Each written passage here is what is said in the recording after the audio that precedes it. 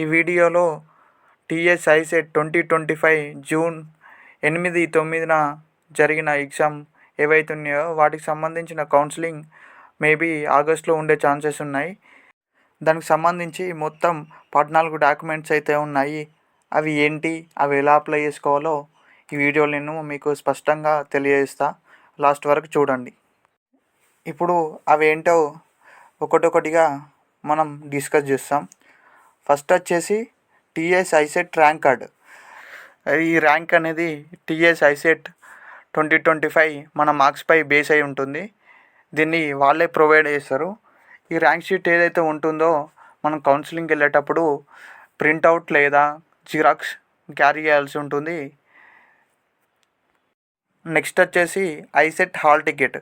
ఏదైతే మనం exam centre వద్దకు తీసుకువెళ్ళామో హాల్ టికెట్ మన వద్ద కంపల్సరీ ఉండాలి. నెక్స్ట్ వచ్చేసి ఆధార్.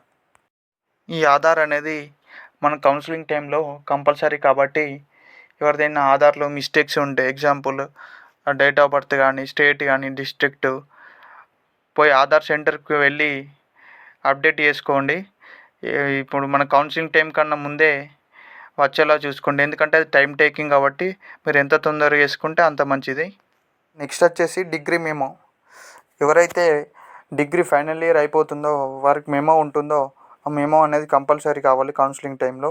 ఎవరైతే అపేరింగ్ పెట్టుకొని ఫెయిల్ అయ్యారో వారు ఈ ఎగ్జామ్కి అన్ఎలిజిబుల్ అవుతారు. నెక్స్ట్ వచ్చేసి మన ఇంటర్మీడియట్ మెమో లేదా 10+2 మెమో, ఇది కూడా కంపల్సరీ ఉండాలి. దీని తర్వాత నెక్స్ట్ వచ్చేసి ఎస్ఎస్సి లేదా 10th క్లాస్ మెమో. ఇది కూడా మన దగ్గర కౌన్సిలింగ్కి తప్పనిసరిగా ఉండవలసిన డాక్యుమెంటు. నెక్స్ట్ వచ్చేసి స్టడీ కండక్ట్ లేదా బోనోఫైడ్. ఇది 9th నుండి అప్ టు డిగ్రీ వరకు ఉండాలి ఇవి. నెక్స్ట్ వచ్చేసి స్టడీ కండక్ట్ లేదా బోనోఫైడ్. ఈ సర్టిఫికేట్స్ మనకు కంపల్సరీ ఉండాల్సి ఉంటుంది. నెక్స్ట్ వచ్చేసి మన డిగ్రీ టీసీ. ఇది కూడా మన దగ్గర కంపల్సరీ ఉంచుకోవాలి కౌన్సిలింగ్ టైంలో. నెక్స్ట్ వచ్చేసి ఇన్కమ్. ఇది మ్యాక్సిమం అందరూ కొత్తది తీసుకోవడానికి ప్రయత్నించండి. లేదా కౌన్సిలింగ్ డేట్ కన్నా 6 months బిఫోర్ ఉన్నా సరిపోద్ది. నెక్స్ట్ వచ్చేసి క్యాస్ట్ సర్టిఫికేట్. ఇది కూడా మీరు కొత్తది తీసుకోవడానికి ప్రయత్నించండి. ఇది కూడా కౌన్సిలింగ్ కన్నా ముందు బిఫోర్ 6 months ఉంటే సరిపోతుంది. నెక్స్ట్ వచ్చేసి రెసిడెన్స్. ఈ రెసిడెన్స్ కూడా మీరు మీ సేవలో అప్లై చేసుకోవచ్చు. ఎవరికైతే రెసిడెన్స్ లేదో వాళ్ళు మీ సేవకి వెళ్ళి రెసిడెన్స్ సర్టిఫికేట్ కావాలంటే వాళ్ళు అప్లికేషన్ పెట్టి మీకు ఇస్తారు. ఎవరైతే మైనారిటీస్ ఉన్నారో వారు మైనారిటీ రిజర్వేషన్ కోరుకుంటే మీ దగ్గర కంపల్సరీ మైనారిటీ సర్టిఫికేట్ ఉండాలి. మీరు స్పోర్ట్స్ లేదా ఎన్సీసీ కోటాలో సీట్ పొందాలనుకుంటే మీకు ఎన్సీసీలో ఏబిసి సర్టిఫికేట్ ఏదున్నా పర్వాలేదు. నెక్స్ట్ వచ్చేసి స్పోర్ట్స్ కోటాలోనైతే నేషనల్, ఇంటర్నేషనల్, స్టేట్ ఈ సర్టిఫికేట్లో ఏదున్నా పర్లేదు, మీరు ఆ రిజర్వేషన్కి ఎలిజిబుల్ అవుతారు.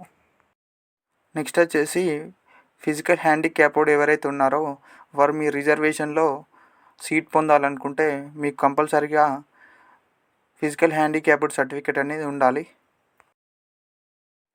ఇవి టీఎస్ ఐసెట్ 2025కి కావాల్సిన డాక్యుమెంట్స్. నేను మళ్ళొకసారి రిపీట్ చేస్తా, వినండి.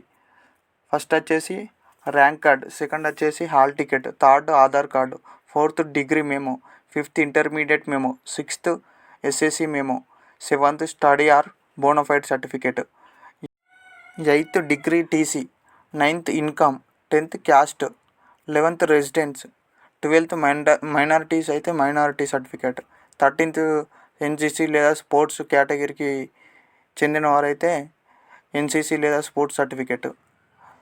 నెక్స్ట్ 14th ఫిజికల్ హ్యాండిక్యాప్డ్ వాళ్ళకి ఫిజికల్ హ్యాండిక్యాప్డ్ సర్టిఫికేట్. ఇవి కౌన్సిలింగ్ కావాల్సిన documents. Thank you for visiting.